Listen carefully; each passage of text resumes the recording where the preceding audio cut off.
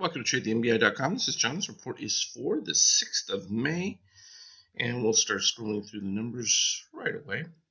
It was interesting for the starting of the week, and not too big a surprise. We were looking for weakness that we started out with, and then we also knew that coming into the new week, being that it was the 5th of the month, we were going to see some capital inflows, and those inflows right in and lifted things up. Now we were still looking at by midday sell signals that were enhancing from a daily aspect. So we'll take a look at those in just a second once we get the final read on the mix of the market, and still pretty healthy with the number of buys and sells. Might be moving a little bit stronger to the sell side, which could create a counter move here. So finished the day lower. We can see that the pre-market has already started up, and we're already starting up with a pivot to the upside. Cyan potentially moving to the lower, so that's going to turn around and give the potential for a new buy signal. The problem with this buy setup, when you have the declining red, it's usually pretty weak to begin with. Typically, you would want to have your cyan a little bit lower for that, and or the steel moving to the upside. So we don't have those elements, which means this is probably going to be muted action. Decent improvement if the stream histogram stays higher. The key for short setup would be to see it moving lower, and in this particular case, not doing so. So it's one of those where we just have to let it unfold a little bit clearer. My bias with it still is going to be a little bit to the short side of it on extremes, and those will have to show up intraday to be verified. But it's not a bad setup as far as if you can get discounts and intraday buy setups. Right now, like our 15-minute alert chart, that has been a buy since the early signal, and no reason to change that until a sell signal comes in, and certainly not about to start right at this particular moment. So it's worth taking it for what it's worth. You can see the NASDAQ, not good. There's nothing about the NASDAQ that's healthy. Probably Apple's keeping it held up at this particular point because that's all crossed over negative from that sell signal, though we do need to see cyan peak up, because what you're showing is just a lot of buyers who are not participating. But you're not seeing any short interest, no real desire for them to get into it. And then we look at the YM or the Dow, certainly making a higher pivot for its green if that continues for the day. But overall, it's still not a great long setup, at least for a breakout of any kind. You need to see the cyan dip dramatically lower. Do have lower cyan pivots, which should result in a slightly higher price, but nothing too spectacular. It's kind of blah. I know there's the old sell and may go away, but I never subscribe to that. It's a nice little rhetoric, but there are plenty of plays within any given period of time, regardless of whether it's holiday period or not. Looking at USO, that's not going to produce much from what we saw with the deep negative red readings right there. So even on that crossover, tiny pump, but we had suggested that you could sell some puts a little bit below the strike just to stay out of it, so that if it did decline, it wasn't looking bad when we had the green above. But now you got red over white, and you're still above the red line, so nothing wrong with holding on to that setup. Gold broke out of it a little bit, but unfortunately, in its breakout, cyan moving higher. So the only difference with this is that you have the red breaking into a new zone that may hold it up, but those looking for gold rally or strong move, doesn't look like it's going to happen. Plus you're going to be in the no spark zone, though you could pop right out of that if it really spikes up above the plus 13 there. X looking from his daily, so all this deep red here has produced absolutely nothing but what was expected, which is just kind of a flatness. We didn't expect that move to the upside to break anything special. That's why, again, we suggested out of the money selling of puts there, so that while it was still within that, you could collect some premium, but not expecting it to move much from a new configuration. Too bad, too, because it was very close. If red can break above the Negative 13 would have produced a decent possibility, but once you break with that green below, usually you're going to have a little bit of problem area. CLF, likewise, again, deep red here showing it. And so someone's asked me what's the difference between the X. Just that I've turned on the regular DOC paint bar, and the version of A behind it, which forms the dark red candles, is just shown in the numbers. That's the only difference. Because when the dark red's on there, you can't see new buy setups that would come in from the yellow candles. So that's the only reason I'm continuing to alter that programming now to make it a little easier to identify. But you can see right at the key point, cyan moves to the upside, which is going to negate the lovely power of that signal, and you'll see it on CLF here. We were talking about the breakdown there, being able to sell puts from the lower side of it so that you're out of the money again. And that is the reason why, because we just weren't expecting a whole lot of excitement from it. Now, nice one with AIG and the sell signal that it was producing. We could see that we were in the safety zone down here with the steel, and that helps, particularly when you get this breakdown of the signal, and recovered nicely off of that for now. It's going to have to turn around pretty quick. It hasn't been too much decay. I like to look for it when that, in this case, you do have the negative of the cyan above the red, but with the red and white above the zero, you're going to have a little bit of strength, but it's still a sell signal overall. Which, and some people say, well, what if I don't want to sell the stock? Well, that's where I would sell an in-the-money call as a protection.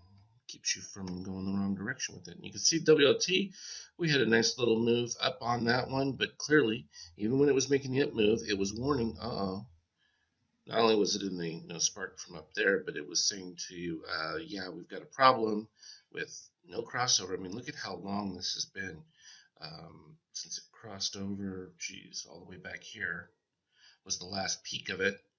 And since that point, no connection between the two. This is the closest it got, but every time they get close, it repels. So always good to be able to see those things. JCP.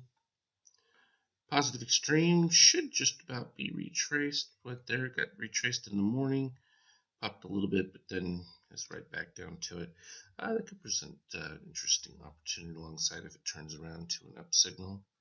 You can see the 50K, what did it bought right here in the deep red, 1875. Where did it get out here before? 67. So it forfeited a few points. Had that nice little dip, and the pop-up for us was right about here, which is at 1870, which was pretty close to the same spot. So slightly different, but that also began the deep red, and we got to expect it dip back to the move below the red line right down here. So while this goes up when we do get the sell signal, but you can see came up nicely, and this is where looking at the 50K here lets you know that from that daily standpoint, you still have some positive momentum with that, because the breakout going to the upside, and then now you have cyan moving low, and you have cyan below red. So positive element there for continued long. Let's take a look at the alert stocks real quick. There we go with Apple continuing that strong move. Looks potentially to, well, you have the green dipping below. You get really strong in the safety zone here. You also have cyan well below red and white. So even the pop-up move of it here, I'm not going to contest this, particularly since now you're breaking into the red, into the plus 13 zone now. That's going to be an interesting one, because when you get that elevated with the red, tend to have some problems going forward. So looking to take some gains on sell signals would definitely be the prudent approach. That doesn't mean you have to run out to do it now, because really what you're waiting for is that red to make its peak and start to roll over, because what will happen is you get a little sell, but it'll bounce back up to it, and it'll make a lower peak, and that will be a really clear signal for a short for longer term. Amazon, yeah, it's still nowhere. Google was ugly before. It showed some intraday improvement, but again, big spread in that spacing. Yes, it's crossed over to that point, and you have the positive, but you came off of the deep red right here, so expected lower, and sure enough, while it improved quite a bit during the day, still lower signal overall. Netflix, still a big range between those, though it is narrowing now. You're at 0 with the cyan, so that dips below, potentially that could trigger a nice little buy. It's interesting that red is still below white and green is still right at the cusp of getting over red. It's not great. It's just one of those that I just don't see it as an attractive setup. And there are times where you just aren't interested. You need to move on to something else when it's not giving you a nice, clear, and definable opportunity. PCLN popped up. It's going to give you that deep negative red that looks for short opportunities on any turnaround. So sell signals would be more active on your 15-minute alerts. Definitely would want to take those, especially if you get a nice pop from them.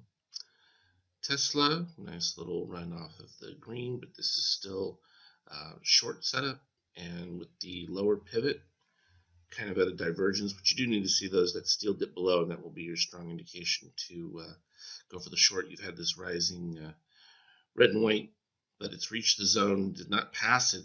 That's going to be kind of a critical day for it today because of breakdown further here, and you can expect to come back down to the lows. Twitter had been looking pretty decent off of the crossover that we had over here, but it sort of stalled out. Just a flat stall, nothing special with it. Don't expect a whole lot. Kind of interesting how these all have similarly developed in a kind of malaise, as we've sort of been oversold, but they're just not producing anything with any strength. This was actually decent from a buy setup with the crossover here for Baidu, and you can see a nice pivot of the steel, but and a little bit of green meets cyan here right at the in between 0 and -7. It's always a good spot to see that take place. I would be looking at it intraday to follow it.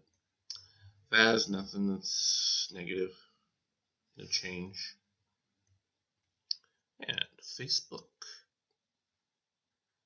it's just not really a whole lot of attractiveness with some of these daily setups. Fine, you can take them intraday, that's slightly bullish on the rising, but overall it's just weak. As long as you have that spread between the cyan and red maintained, and you don't get your crossover, even of green and cyan, your bias has to be to the lower. And even though you have seen peaks in here, you'll notice that it's all still lower highs in general from it. So mixed bag. We're just coming off of just some strong inflows, and as those inflows start to taper, when the time comes, I think I'll actually give us a short trade for the S&P as far as buying a put, and I'll show you a longer term strategy on buying it.